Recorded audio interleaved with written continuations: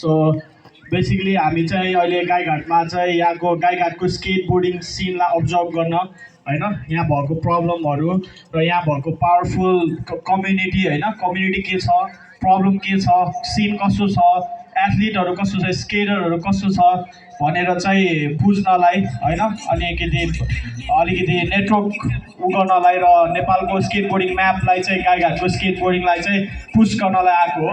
म लगायत मेरो टिम पनि आउनुभएको छ, प्रितम गुरुङ नेपाल स्केट म्याग र जेङ्की फिल्मको फाउन्डर, अनि उसन आले मगर हाम्रो स्केट एडको कोच, अनि त्यसपछि अनुप दाई चाहिँ हाम्रो नेसनल स्केट बोर्डिङको चाहिँ हेड जज हुनुहुन्छ भने नेपालमा साउथ एसियन लेभलको स्केट बोर्डिङ च्याम्पियनसिप हुनुहुन्छ, उहाँ हेड जज हो र साथसाथै स्केट एड नेपालमा उहाँले चाहिँ काम गर्नुहुन्छ। साथसाथै हाम्रो अजय दाई, जागृत दाई, हामी फुल टिम चाहिँ आएको छौँ स्केट एड नेपालबाट गाईघाट स्केट बोर्डिङलाई पुस गर्नको लागि र यहाँनिर एउटा नेटवर्क उ गर्नको लागि चाहिँ होइन, अनि एक्सचेन्ज गर्नको लागि।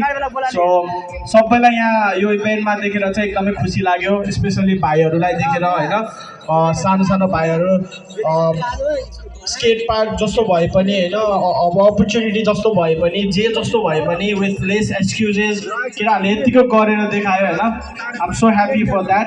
अनि स्केट बोर्डिङ गरेर चाहिँ के हुन्छ, के हो स्केट बोर्डिङ, के प्लेटफर्म छ होइन, के पाइन्छ भन्ने यस्तो हाम्रो अभिभावकहरू यहाँनिर भइरहेको भाइहरू अङ्कल आन्टीहरूलाई लाग्छ होला, बट थोरै सानो छोटो मिठो म नेपालको स्केट बोर्डिङको बारेमा भनिदिन्छु।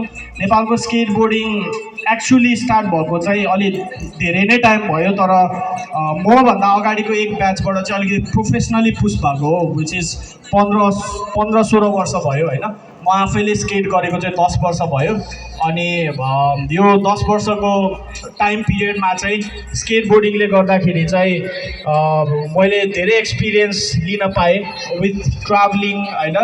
म चाहिँ नेपाल लगायत India, UAE, Spain, Germany, Korea चाहिँ स्केट बोर्डिङबाट स्केट गर्नको लागि चाहिँ गएँ होइन, अनि धेरै अपर्च्युनिटीहरू पाएँ हियर एन्ड देयर।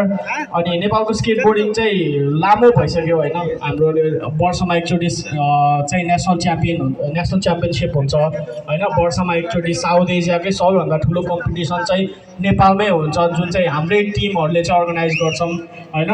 नेपालको चाहिँ हिस्ट्री एकदम लामो छ, अनि यदि के गरी तपाईँहरूको बच्चाहरूले चाहिँ तिमीहरूमध्ये यहाँ कसैले चाहिँ राम्रो खेल्यौ र आफूलाई पुस गर्यौ अथवा नेसनल्समा कुनै पोडियम अथवा केही खालको चाहिँ एउटा ऊ भयो भने चाहिँ अपर्च्युनिटी छ, नभएको होइन होइन। अब यो छैन त्यो छैन भन्दा नि जे छ त्यसले नै अगाडि बढेर चाहिँ गरिराख्यो भने, आफ्नो प्यासन चेस गरिराख्यो भने चाहिँ धेरै थोरै ढिला चाँडो अवश्य पाइन्छ होइन।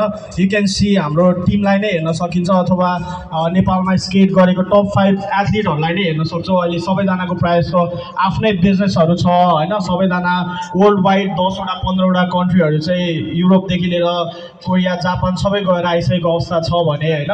अब कतिले यहीँ गरेको छ भने कति स्केट गरेर बाहिर गएर फेरि आएर बाहिरको कुराहरू सिकेर आएर पनि नेपालमै धेरै गरिरहेको छ। सो त्यति नै हो फर मोर इन्फर्मेसन होइन। तपाईँहरूले चाहिँ नेपाल स्केट म्याग फलो गर्न सक्नुहुन्छ इन्स्टाग्राम, फेसबुक, टिकटकमा जेकी फिल्म्स, अनि skate in Nepal, Yuwa for change, अनि skate Jatra. Please I would like to invite all of you for skate Jatra. त्यो चाहिँ हाम्रो अराउन्ड डिसेम्बरमा हुन्छ र मैले भनिसकेको छु साउथ एसियाकै one of the best skateboarding event हो होइन। त्यहाँनिर चाहिँ बेस्ट खेल्ने, खतरा खेल्ने मात्र भन्दा पनि यो सबै कम्युनिटीको मान्छेहरू चाहिँ एक ठाउँमा जम्मा भएर सेलिब्रेट गर्छौँ। So that's all. Myself, Gajendra Bardewa, aka KDM City Fly, sign out here. Namaste. Good to see you all.